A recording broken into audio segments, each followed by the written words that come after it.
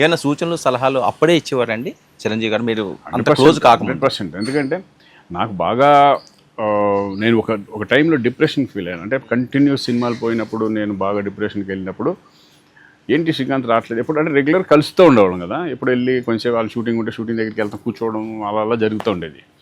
అప్పుడు ఆయన ఒకరి ద్వారా పవర్ పంపించి ఏంటి శ్రీకాంత్ అసలు రావట్లేదు, చాలా నెలలు అయిపోయింది అంటే చాలా డల్గా ఉన్నాడండి, అన్ని సినిమాలన్నీ ఇదవ్వటం వలన కొంచెం డిప్రెషన్ లాగా ఫీల్ అవుతున్నాడు అది ఇది అని చెప్పేస్తే బయట కూడా ఎవరిని కలవట్లేదు ఈ టైప్లో.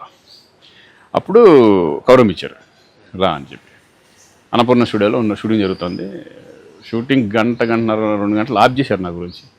ఆఫ్ చేసి వచ్చి కూర్చొని ఏంటంటే ఇంకేం మాట్లాడలేకపోయాను. అంటే ఇట్లా చిన్న డౌన్లో ఉన్నాను, బాగాలేదు పరిస్థితి అది ఇదని రే మనం రావడం వరకే, వచ్చిన తర్వాత డెస్టినీ అనేది తీసుకెళ్తుంది, నువ్వు చేసేది ఇక్కడ ఓన్లీ హార్డ్ వర్క్ అండ్ ఇది సక్సెస్ ఎంత నువ్వు ఎంజాయ్ చేస్తున్నావు ఫెయిల్యూర్స్ని కూడా అంత ఇదిగా తీసుకోవాలి, అప్పుడే మనం ముందుకు వెళ్ళగలం. నువ్వు ఫెయిల్యూర్స్కి డౌన్ అయిపోతే నువ్వు ముందుకు వెళ్ళగలవు, ఇంకా మళ్ళీ సక్సెస్ ఎలా సాధించగలవు అని చాలాసేపు అంటే ఆయన జరిగిన ఇన్సిడెంట్లు కానీ అవి కానీ ఆయనకున్న ఎక్స్పీరియన్స్లు కానీ.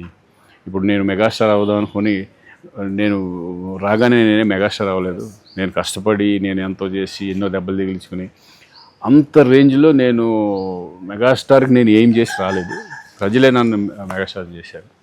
అది మనం అనుకుంటే వచ్చేది కాదు, అది ఆటోమేటిక్గా జరిగిపోవాలంటే. ఈ టైప్ ఆఫ్ అన్ని ఇంకా రకరకాలు. అప్పుడు ఎనర్జీ కదా మీకు అది. అప్పటి నుంచి ఇక నేను సక్సెస్ ఫెయిల్యూర్స్ని ఒకే రకంగా తీసుకుంటూ అలవాటు చేసుకున్నాను, అంతే సింపుల్. సో అది ఇంకా మీకు ఫుల్గా బ్రెయిన్కి ఎక్కేసింది ఇంకా ఇది అని రియల్. అదే అక్కడ నుంచే నా మొత్తం నేను చేంజ్ అయ్యా. ఇంకా సక్సెస్ ఫెయిల్యూర్స్ని పట్టించుకోవడం, ఒకే రకంగా చూసుకోవడం. ఫెయిల్యూర్ ఉన్నప్పుడు బాధ అనేది ఉంటుంది, కానీ డిప్రెషన్కి వెళ్ళిపోయి అంత బాధ ఉండదు. ప్లస్ దాన్ని కూడా ఓకే ఏదో తప్పు జరిగింది అని కూడా మళ్ళీ ముందుకు వెళ్ళడం, అలా అలవాటు చేసుకున్నాను. అది నాకు బాగా హెల్ప్ అయింది ముందుకెళ్తాను.